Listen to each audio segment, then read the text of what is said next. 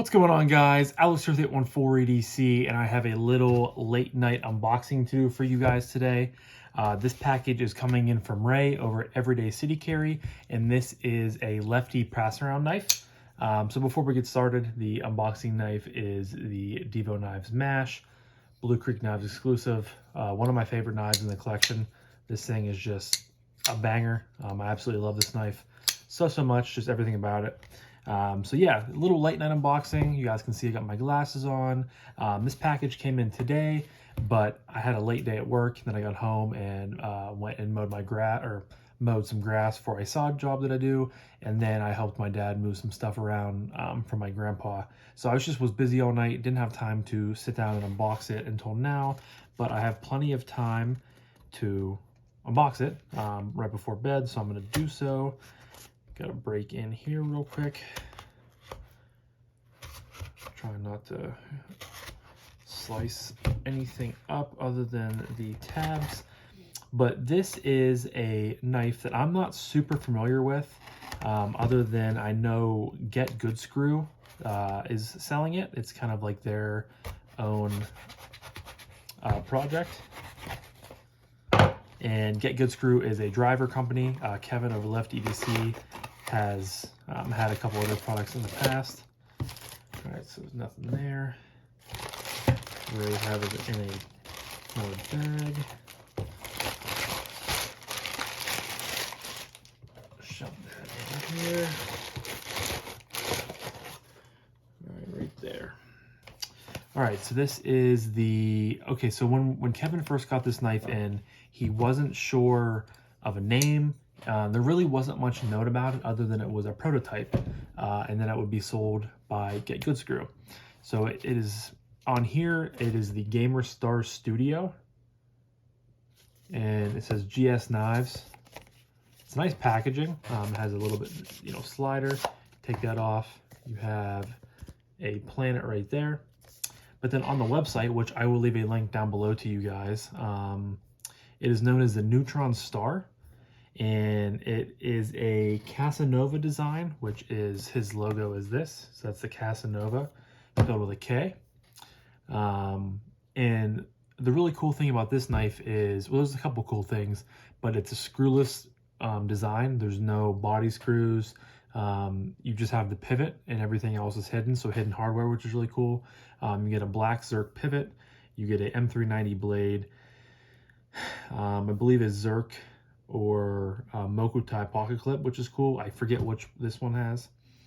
And it's for a decent price too. You get it for $310, which for everything included, Zerk, Mokutai, and then, a screwless design. It's not too bad for price. I don't know who is selling it, or sorry, who is making it. But without further ado, we're gonna break into this. All right, so that's cool. You unbox it like that. I like how they do that. And then I'm assuming one of these fold up. Yeah, so then it folds up like this. I really like the unboxing. An unboxing experience, a good unboxing experience goes a long way. Comes in a nice little pouch right here with the logo. I like that a lot. And then also comes with extra hardware, bearings, and it looks like a little bit driver, which is cool. And then a little microfiber with Gamer Star Studios and then GS Knives. So it must have been through a kind of a rebranding phase, in the time period of Kevin getting it in versus, me having it in my possession now. It's been a couple months since he's added this to the passaround group, but so it's gone through a few different channels and stuff like that, and it's finally made its way to me. But I really like this pouch. I like that it's slim and it's perfect for one little knife. I like that a lot. But all right, get a little baggie. We'll stick this back in here. We're gonna close up the packaging real quick, get that all ready to go off to the side here so I have don't lose it. But here is the knife, guys. So you guys can see the black Zerk pivot right there, and then no body screws at all. It is a, like I said, hidden design. Everything is screwed in from the inside. It's a pretty cool method of doing things. Then over here you have the Mokutai clip. So this has the Mokutai clip versus the Zerk clip. And again, no screws, hidden hardware for the clip, which is cool. Titanium backspacer that goes almost about 75% of the way up. Then you have these dual thumb studs, which are interesting. They kind of have like a trying to get a good angle for you guys. They kind of have like a mushroom top, so that's intriguing. But it's a good size. I don't know if they have specs on here or not. Yeah, I can't find specs. I'll click photo for details. Hold on. Yes, I can get specs. All right, so blade length is 80 millimeters, which I'm not good at metric. We'll check that right now because I have Google right here.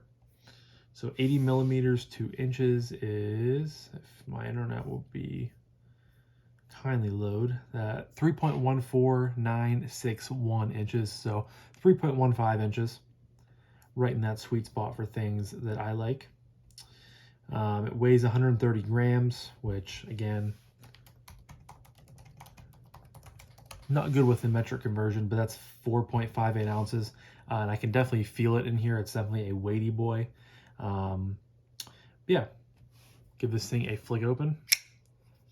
And then there is that beautiful Tonto blade with a little bit of a poon right there. Definitely a beautiful, beautiful looking blade.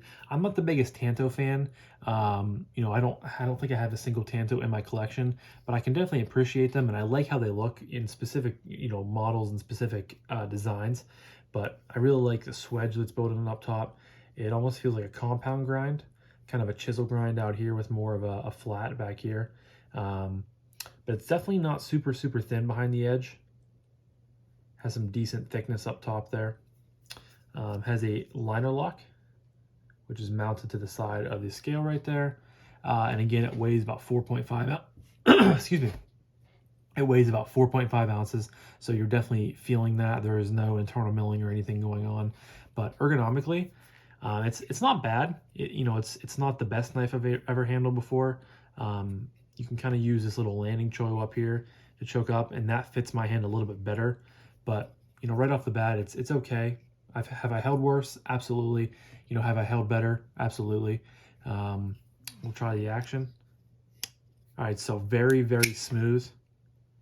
No blade play at all. This thing is locked up really, really tight. And that action is really, really good. Middle finger flick. I mean, that thing it drops to your nail, and all it takes is a few little micro shakes, and it's seated home. I mean, you guys can hear the detent pop back into place. So very snappy, very fun to flick. You can also slow roll it. Again, this has been to a couple different channels before me, so you know it's been through multiple hands and many flickers and fidgeters, so it's had a lot of time to break in. I'm already finding one thing that I don't like about these thumb studs is how rounded off they are. There isn't a whole lot of traction, and I've already found my thumb easily can go right over it, over my middle finger. Not so much my middle finger because I kind of dig in behind it to fire the knife, but if I'm thumb flicking it and if I come off of the scale here in a specific way, it'll just kind of skip right over it. So that's just kind of something I wanted to note. As I handle the knife more and as I get used to it more, it probably won't be that big of a deal. But the the thumb studs are definitely really, really slippery, and they are just kind of domed off, like just how they're designed. I much would have preferred maybe a little bit more jimping or more of a flat thumb stud, but that's something that I want to note. And then the paw clip is, it looks aesthetically good on there because it kind of just fits the flow of the knife very well, but you're going to have about this much sticking up out of your pocket, and I don't like that really much at all. I don't know why they couldn't have moved the paw clip and stuck it right into the corner of the knife here, and that would have sunk the knife, pretty deep into your pocket. You still probably would have had about this much or so sticking up out, but that much is much better than that much. I don't like that at all, so that's definitely a negative, right away for me. But we'll see how it carries. And it is very, very pointy on the end here. So I'm just trying to see how much tension the knife has, but it's kind of hurting my finger, to be honest with you. So that's another negative. So, you know, other than the thumb studs and the pocket lip being kind of, you know, not up to my standards or not something that I like, the knife is cool. That action is really, really good. That's definitely my favorite part of the knife. Deploying it, snappy, and just that butter smooth action just drops to your nail. That is ridiculously smooth. I don't know if there are skips or anything in here. I don't know what Kevin did, but I might have to check in and reach out, because that action is, you know, you have that drop shutness, and then you also have very good rigidity and very good, you know, no blade play. So, but yeah, interesting knife. We're gonna see how it goes. Carry it a little bit, check it out, cut with it. Yeah, this is the Neutron Star via Get Goodskrew. I will leave a link down below in the description if you guys are interested. And then my full review will be coming out in a couple weeks. So if you're interested in that, stay tuned. But leave a comment down below. What are your guys' thoughts on this knife? I definitely dig the, you know, no screw hidden hardware design. I think it looks really clean. You know, and aesthetically with the blade and everything like that, plus with the action, it's a cool knife. So we'll see if my opinions change on it or not, you know, on some of the negatives that I've already talked about, but we'll see. So leave a comment down below. I'd love to hear what you guys have to say.